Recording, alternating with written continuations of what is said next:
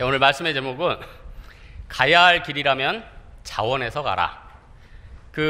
예루살렘 성은 역사적으로나 기독교회사적으로 중요한 성입니다. 요즘 우리 무슨 성 가지고 무슨 개그 프로그램도 있죠. 그런데 성은 과거에 외침을 막아주기도 하고 나라를 유지하기도 하고 굉장히 중요한 역할을 했습니다. 근데 이제 예루살렘 성은 단순히 외부의 적을 막기 이상으로 어떻게 보면은 종교성이자 신앙의 중심주의자 대표성을 상징한다는 겁니다. 그래서 예루살렘 성을 다 거룩한 성이라고 합니다. 그래서 계시록 21장 2절에 보니까 또 내가 보매 거룩한 성 새 예루살렘이 하나님께로부터 하늘에서 내려오니 그 준비한 것이 신부가 남편을 위하여 단장한 것 같더라. 그러니까 여러분, 왜 예루살렘이 거룩한 성입니까? 어떻게 세상적으로 보면은 이방의 적을 막는 거지만 어떻게 보면은 이 예루살렘 성은 적의 공격 이상의 신앙 공동체가 거하는 곳이고 외부에 어떻게 보면 믿음이 다져지는 곳. 그래서 예루살렘 성전 안에 거하는 것이 복이라고 성경은 쭉 얘기합니다. 우리 지난주에 목사님 시편 설교에도 쭉 읽어보니까 시편 122편 6절 9절에 그런 말씀이 있대요. 예루살렘에 거주하는 자가 복되다. 여러분, 복된 곳에 사람들 다 모이려고 합니다.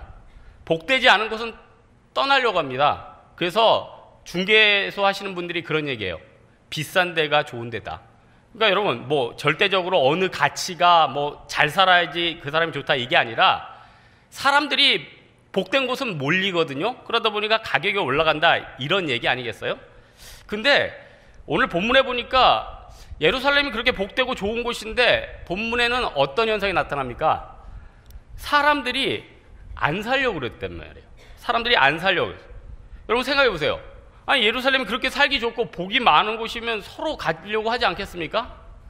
지금 중국에도 보면은 북경 같은데 아무나 못 들어와서 산대잖아요. 평양에 아무나 들어가서 살 수 있습니까? 여러분, 서울에 아무나 올 수 있죠? 좀 인구가 너무 빡빡하고 나름대로 경쟁이 너무 치열한 곳에는 함부로 들어갈 수 없다는 겁니다. 근데 이렇게 복된 예루살렘 성에 오늘 본문에 보니까 사람들이 안 살려고 그랬어요. 그래서 안 살려고 그래서 억지로 사람들을 이주시킵니다. 그럼 여러분 생각해 보세요. 왜 당시에 사람들이 그렇게 복된 예루살렘 성에 안 살려고 했을까? 뭔가 이유가 있지 않겠습니까? 그 이유를 쭉 보니까 주석에는 이렇게 있어요. 첫 번째로는 이방인들의 공격에 당시에 굉장히 많이 노출돼 있었대요. 아무래도 전쟁하다 보면은 수도부터 공격해야 될 거 아니에요. 그리고 느헤미야 때 성벽 재건도 했지만은 그전에는 좀 뚫려 있어가지고 더 위험하지 않았겠습니까? 그러니까 인구도 작고 공격도 많고 또 그리고 인원이 작으니까 해야 될 일이 너무 많은 거예요. 그래서 여러분, 어느 직장이든 부서든 TO라고 하죠. TO가 너무 작으면은 한 사람이 여러 가지를 해요. 그래서 어떤 분들이 저한테 그런 얘기해요. 목사님은 군대에서 1호차 운전병이시니까 되게 편했겠다고. 여러분, 제가 군대에 있을 때는요, 전방에 TO가 너무 작아서 제가 여러 가지를 같이 했어요. 1호차, 대대장님 운전도 했지만은 3종이라고 그러죠. 기름 수령도 했고요. 또 하나 큰 트럭으로 식사 추진도 했고요. 또 하나 대대군종도 했고요. 그리고 이거는 진짜 믿기지 않을 얘기 같지만은 1호차 운전병들은 전군이 보초를 안 씁니다. 1호차 운전병만이 특권이에요. 근데 제가 병장 때 보초를 썼습니다. 별로 감동이 안 됩니까? 이 얘기하면 형제들 눈시울 적시고 목사님 그렇게 힘든 생활을 했어요 그러는데, 그러니까 TO가 적은 것은 어쩔 수가 없어요. 생각해 보세요. 저도 저희 교회 유일한 부목사 아닙니까? 제가 부목사의 첫째이자 마지막 알파와 오메가란 말이에요. 그러니까 제가 설교도 하고 안내도 하고 광고도 하고 좋은 것도 있지만은 또 애로사항도 있지 않겠어요? 물론 기쁩니다. 여기 목사님 계시기 때문에 굉장히 기쁩니다. TO가 작으니까 힘들었단 말이에요. 그러니까 사람들이 짊어져야 될 짐이 크니까 그때는 안 가려고 했죠. 또 하나는 성전이 있다 보니까 거룩한 곳이다 보니까 생활의 통제가 심했대요. 그러니까 여러분 외지의 어떤 힘든 부대라든지 또 어떤 시골 학교라든지 이런 데는요, 도심하고 좀 떨어져 있기 때문에 도심에서 받는 그런 문화생활의 공급은 좀 덜 받는 면이 있어도 그곳에서 굉장히 만족해하는 분들이 있습니다. 뭐 옛날에 그런 영화 있어요. 무슨 선생님, 김봉두 선생님. 거기에서는 왕국이에요. 떨어져 있기 때문에. 무슨 마라도 분교, 전교생 3명인데 왕국이죠. 거기 왕국. 월급은 나오고. 그러니까 어떻게 보면은 멀리 있다고 나쁜 건 아니에요. 자유로워요. 근데 예루살렘 성전은 어떻게 됩니까? 아무래도 거기서 작고 주의 성전이 있다 보니까 통제가 심해요. 그러니까 어떻게 보면은 좀 자유롭기를 원하는 거죠, 사람들이. 그러니까 당신은 인프라나 명성이 다 알려지기 전이니까 조금 성전 재건도 그러고 다시 옛날의 영화를 회복하기 전까지는 그 고난의 시간 아니에요. 그때 거하기 싫으니까 사람들이 좀 야삭 빠르게 좀 거부했을 수가 있다. 그리고 더 큰 거는 이게 인간의 본성에 연관되는 건데 세속적인 이익을 갖기에 불리했다는 거예요. 예루살렘은 상업도시가 아닙니다. 그 외부로만 나가도 그래도 기본적인 전통과 뭐 역사를 떠나서 자유롭게 목축업도 하고 장사할 수 있잖아요. 근데 예루살렘은 어떻게 보면 성전이 있는 곳이라 사람들이 자기 이익대로 막 장사하고 이럴 때는 좀 나름대로 종교 지도자들도 있고 눈치가 보였다는 거예요. 이게 저는 생각할 때 그 주석 중에 제일 강력한 것 같아요. 사람의 본성인 자기 이익을 제한당하니까 사람들이 안 살려고 했단 말이에요.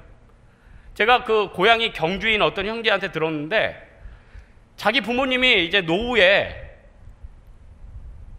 다세대를 짓고 이제 노후 생활을 월세 받으면서 살려고 하는데 이 경주의 문제점이 뭐냐면은 경주가 역사 문화가 이렇게 깊은 도시 아닙니까? 그러다 보니까 개발 제한이 너무 심한 거예요. 왜냐?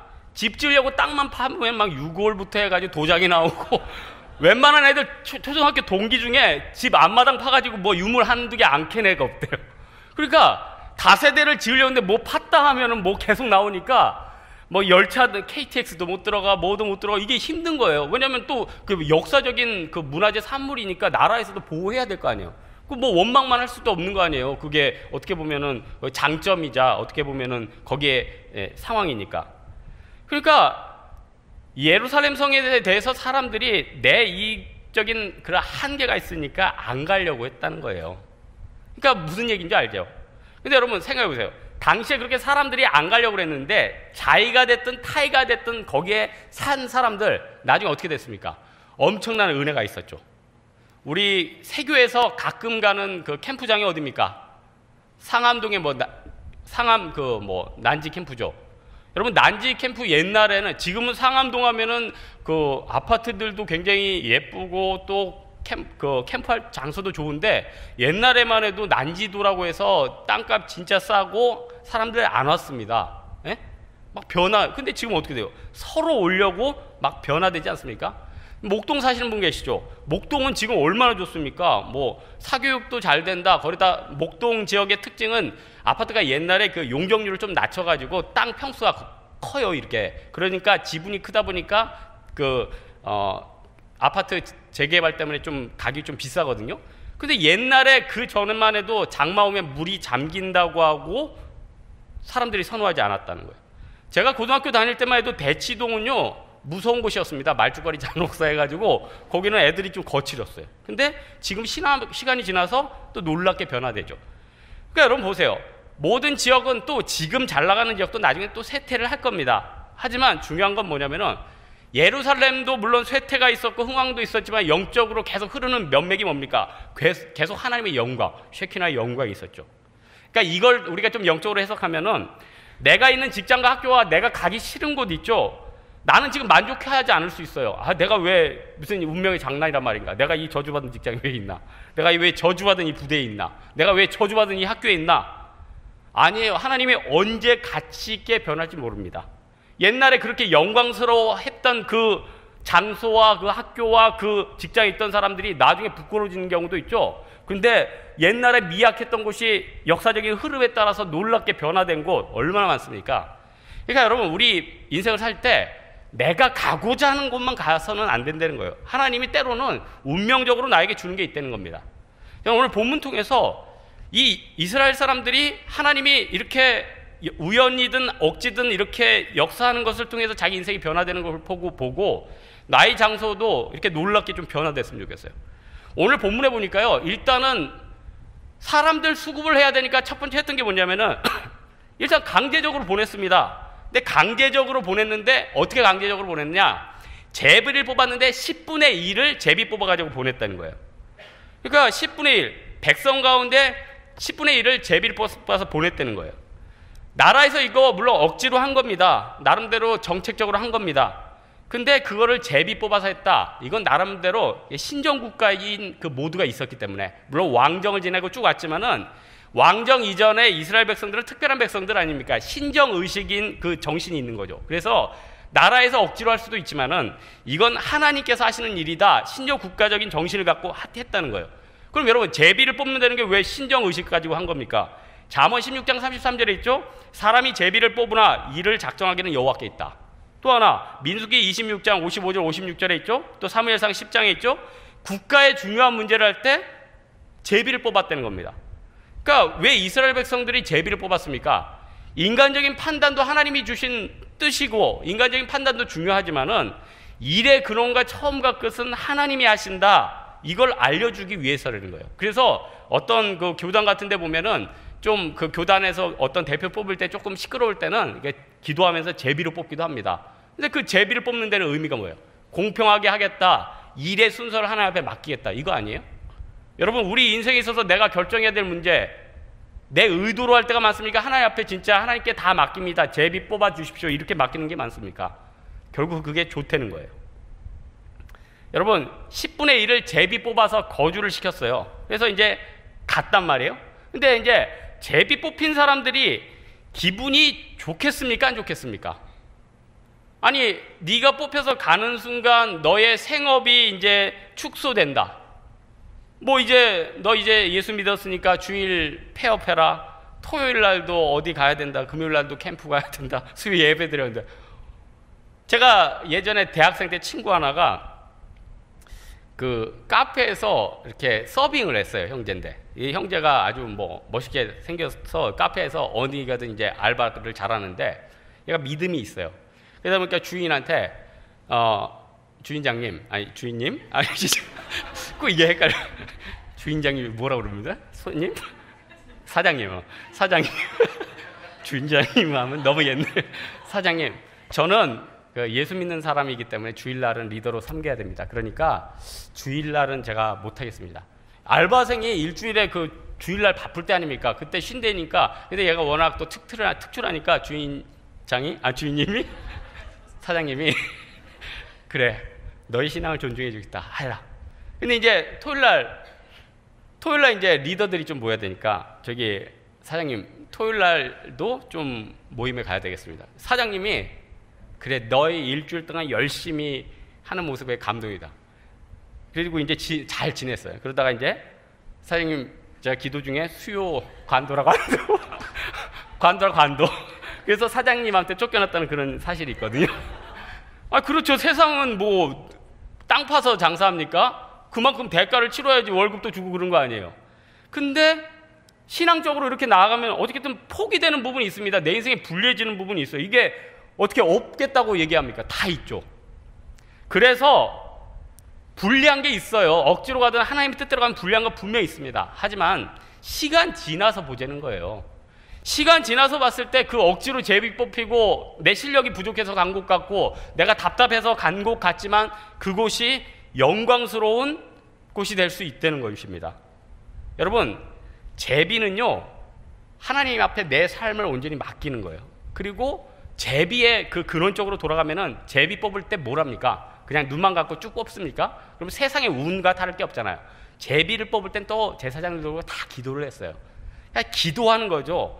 그러니까 제비를 뽑는다는 건 또 이게 연결되면은 기도로 내 삶을 맡기는 거고, 기도로 내 중요한 일이 있을 때마다 하나님 앞에 의탁하는 거죠. 계시록 8장 3절 4절에 보니까 이런 말씀이 있어요. 또 다른 천사가 와서 제단 곁에 서서 금 향로를 가지고 많은 향을 받았으니 이는 모든 성도의 기도와 합하여 보좌 앞 금 제단에 드리고자 함이라. 향연이 성도의 기도와 함께 천사의 손으로부터 하나님 앞에 올라가는지라. 그러니까 기도를 향기로운 연기, 또 천사들이 보조하는 것, 그만큼 가치 있게 요한계시록에도 평가를 했다는 것입니다.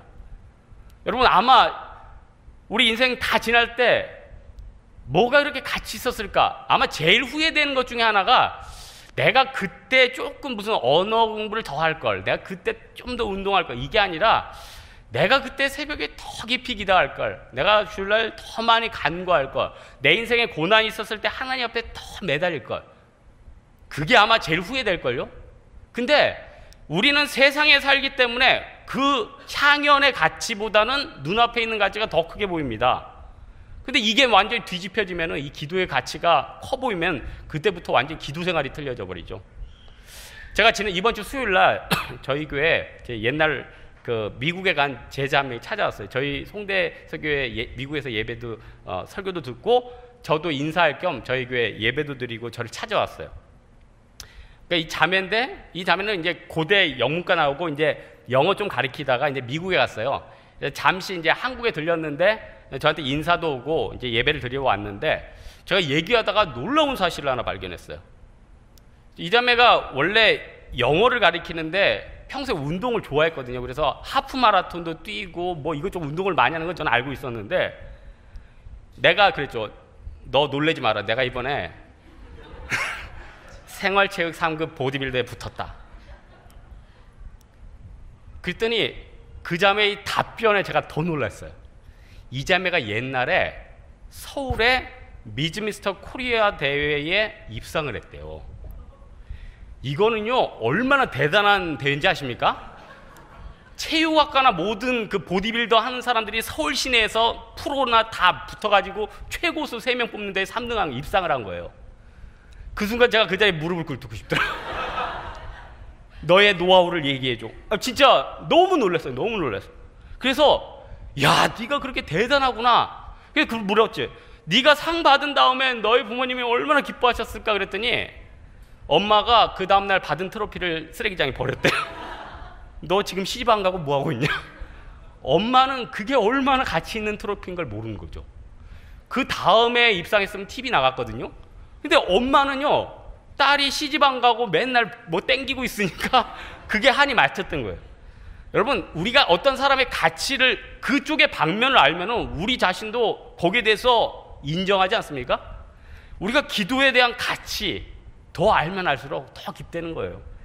하면 할수록 알아가는 게 기도의 가치죠. 내 전문 분야도 있잖아요. 하면 할수록 더 깊어지는 게 나의, 어떻게 보면은 하나님이 주신 사명들 아닙니까? 여러분, 우리 인생 가운데 때로는 자발해서 갈 수도 있지만 억지로 갈 수 있습니다. 하지만 하나님이 억지로 가게 한 길은 굉장히 가치 있는 길이에요. 그래서 구레네 시몬 보세요. 그냥 이렇게 갔습니다. 그러다가 하필이면은 세상적인 말로는 될 수 없죠. 누가 십자가에 매달린다고 막 가고 있는데 로마 군병이 와가지고 너 이거 매. 얼마나 황당한 일입니까? 그래서 그 죽을 고생을 하고 올라갔죠. 하지만 역사적으로 이 구레네 시몬은 얼마나 영광스러운 사람이 됐습니까? 아마 그 구레네 시몬의 그 후손들은 우리 구레네 시몬의 때문에 너무나도 감동적이고 영광스러웠을 거예요. 구레네 시몬. 이름 이상하죠? 구레네 시몬.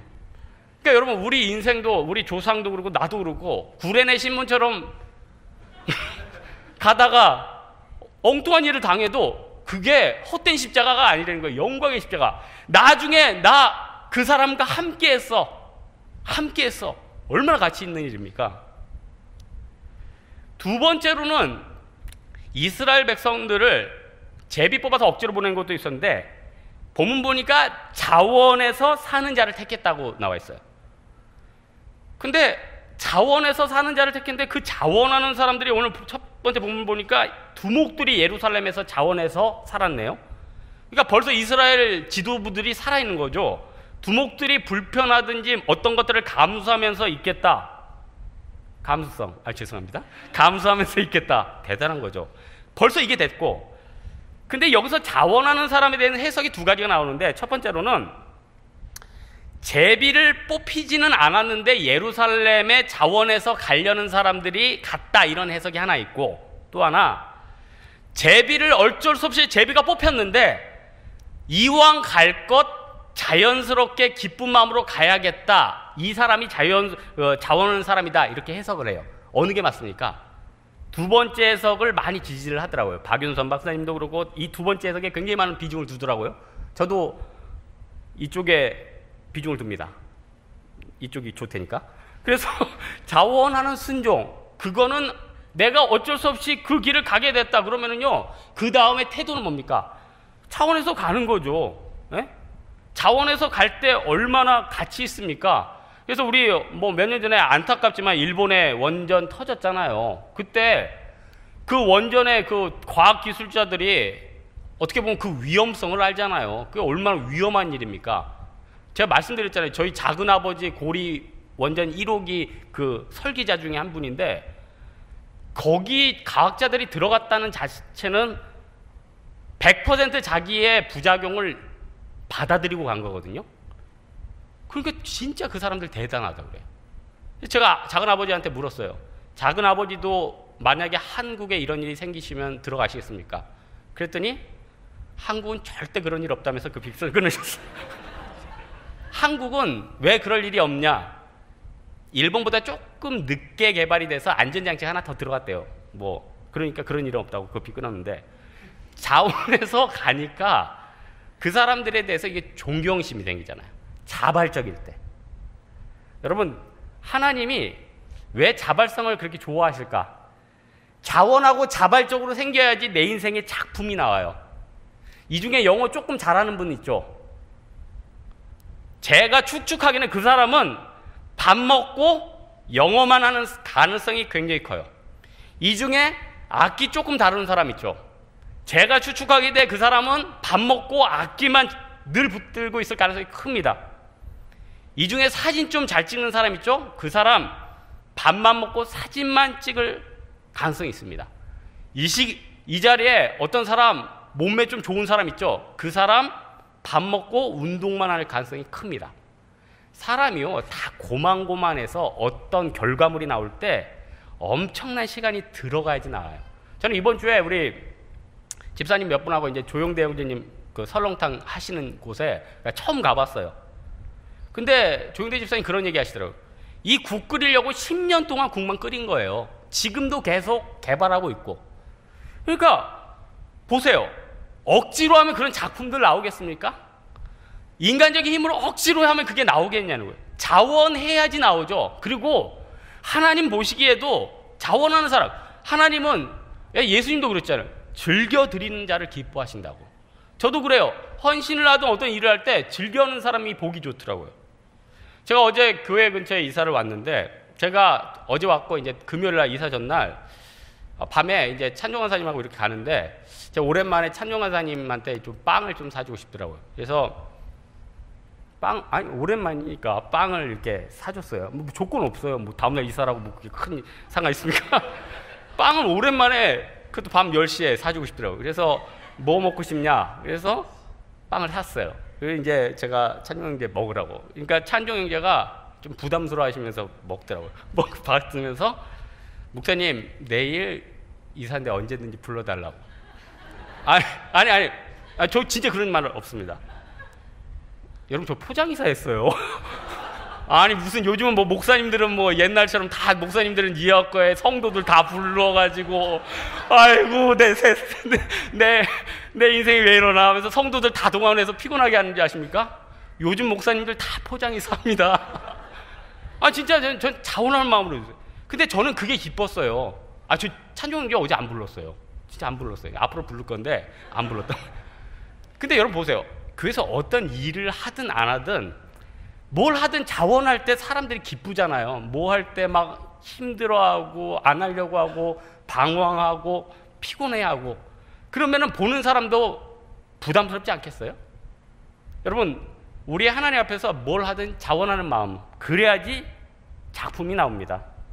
그리고 자원하는 사람한테 하나님께서 천국의 영광을 주신다는 거예요. 여러분 지금 여기 나온 사람들 본문 위에 보세요. 백성들이 자원하는 사람들을 위해 뭐를 했다며? 복을 빌었더라. 백성도 기뻐한 거예요. 하나님만 기뻐하는 게 아니라 백성도 기뻐했어요. 여러분 어려운 일이 있고 힘든 일이 있으면은 여러분만 뭐 잔머리 못 굴려가지고 직장이나 학교나 군대에서 뺑뺑이 치는 겁니까? 그거 아니죠. 자원할 때 분명히 나에게 생기는 은혜가 있다는 거예요. 여러분 지금도 동료들이 하기 싫어하는 거 내가 해보십시오. 분명히 은혜 있습니다. 세상 사람들이 다 바보입니까? 세상 사람들이 그 사람 이용만 하려고 합니까? 그게 아니죠. 보는 눈이 있는데. 그러니까 우리가 그 마음을 가지고 살아야 돼. 그게 예수님의 형상 아니겠습니까?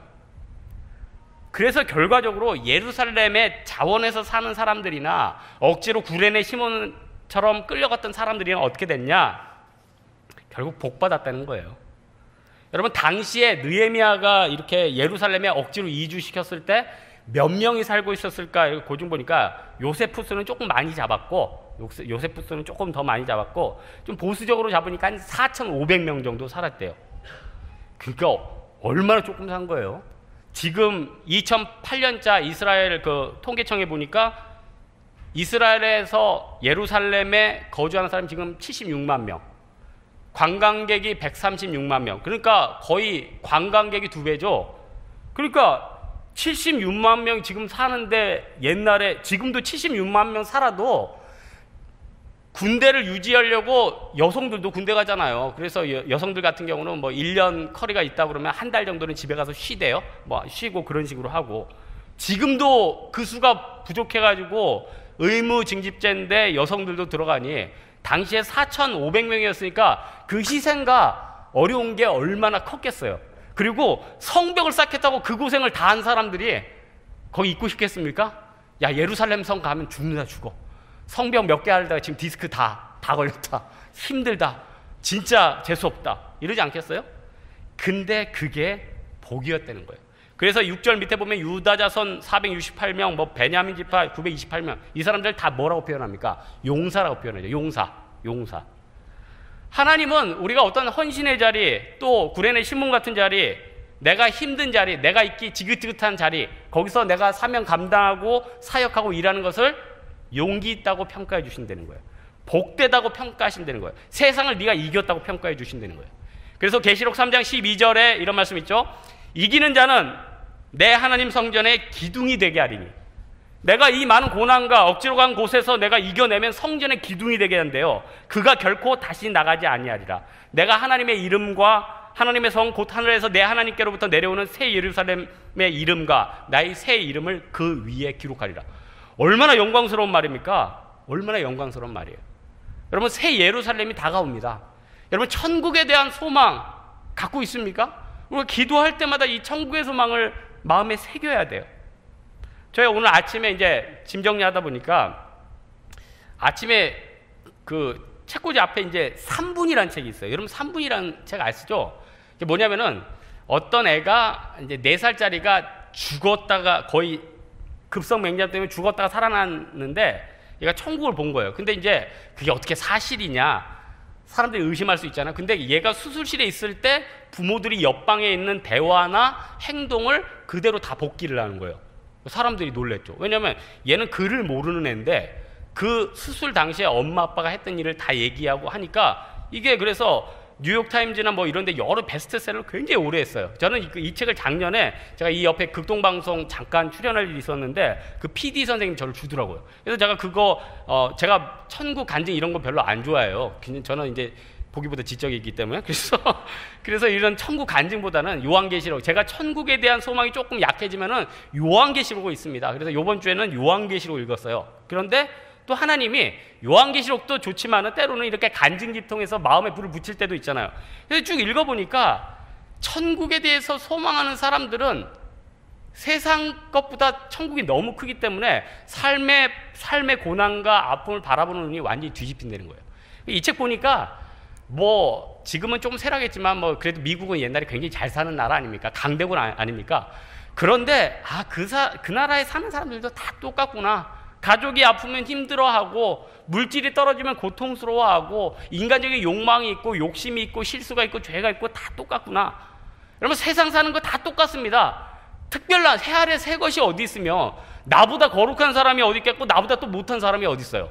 그러니까 그리스도의 보혈 앞에서 천국을 사모하면은 사람들이 주변 사람들을 관대하게 보게 되죠. 여러분, 주변에 직장인들이나 학교 어떤 애들 보면은 뭐 저런 인간 있냐? 와, 쟤 행동 봐라. 진짜 나쁜 놈이네.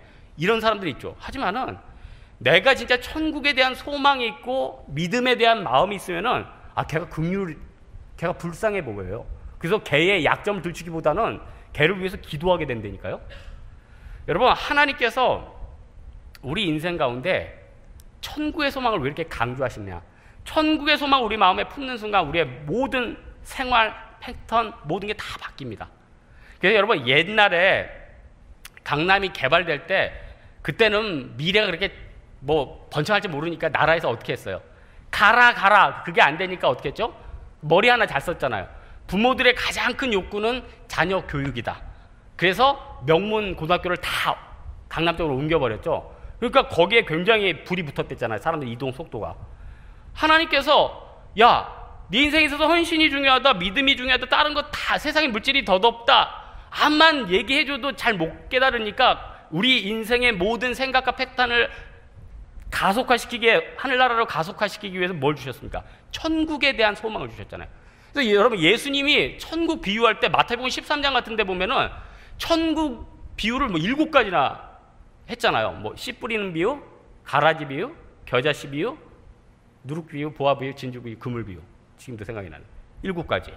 왜 이렇게 반복적으로 해서 얘기합니까? 그만큼 천국에 대한 소망과 그게 굉장히 중요하다는 거죠. 요한계시록 13장에 있습니다. 죽임을 당한 어린 양이 생명책에 창세 이후에 이름이 기록되지 못하고 이 땅에 사는 자들은 다 그 짐승에게 경배하리라. 누구든지 생명책에 기록되지 못한 자는 불못에 던지우리라. 우리가 천국에 가는 것도 중요하지만 또 예수 안 믿는 사람들이 지옥불에 들어가는 거 얼마나 무서운 얘기입니까? 끝도 없는데 거기에 대해서 우리가 긴장해야 되지 않아요? 그러니까 버나드 쇼가 자기 묘비에 미리 나중에 내가 죽으면 이렇게 써놔라 하면서 붙여놓은 글이 있대잖아요. 어영부영 하다가 내가 이런 날이 올 줄 알았다. 그 사람 진짜 똑똑한 사람이에요. 그렇게 뛰어난 극작가, 글도 잘 쓰는 사람이지만 자기 미래를 내다보는 거죠. 여러분, 우리의 발과 눈과 손이 지금 어디 가고 있습니까? 복된 곳 가고 있습니까? 우리의 눈과 생각이 천국을 사모하고 있습니까? 지금 잠깐 왔다 잠깐 지나가는 시간이다, 이걸 생각하고 있느냐는 거예요. 여러분, 우리가 복된 것을 찾아야 됩니다. 오늘 말씀의 결론을 맺겠는데요, 제비로 뽑고 자원에서 뽑고 억지로 갔지만 그것은 결국 하나님의 선택이었다는 거예요. 하나님께서는 그 목적을 이루기 위해서 사람을 택하시고 또 이동할 장소를 주관해 주십니다. 하지만은 그 가는 모든 것이 하나님의 인도하심이 있다는 거예요. 여러분, 우리 하나님께서 세교회 좋은 공동체를 묶어주셨습니다. 이제 어딜 향해서 가야 됩니까? 새 예루살렘 성을 향해서 가야 되고 천국의 소망을 향해서 가야 되고 내 육신은 쇠하지만 나의 영은 날로 새롭도다, 믿음을 가지고 나아가야 된다는 거예요. 그러면 다른 게 부족해도, 다른 게 미흡하고 다른 게 안 풀려도 종국적으로 우리는 승리할 수 있다는 거예요. 이 믿음 가지고 내일도 이후에도 내가 있는 장소와 공동체와 여러 가지 부족한 가운데서도 믿음으로 기뻐하고 만족할 수 있는 여러분 되기를 주님의 이름으로 축원합니다. 이 시간 기도하겠습니다. 이 시간 우리 하나님 앞에 기도할 때, 하나님 아버지, 우리가 내가 있는 공동체, 뭐 직장, 학교 여러 군데 내가 억지로 와 있습니까? 아니면은 자원해서 왔습니까? 억지로 왔다면 그것은 하나님이 나를 구레네 심은 삼겠다는 것이고, 자원해서 왔다면 내가 지도자이고 내가 뽑힌 자들의 정말 택함 받은 그런 자부심을 가지고 왔다는 그 마음으로 우리 하나님 앞에 헌신을 드리는 기도 드리도록 하겠습니다.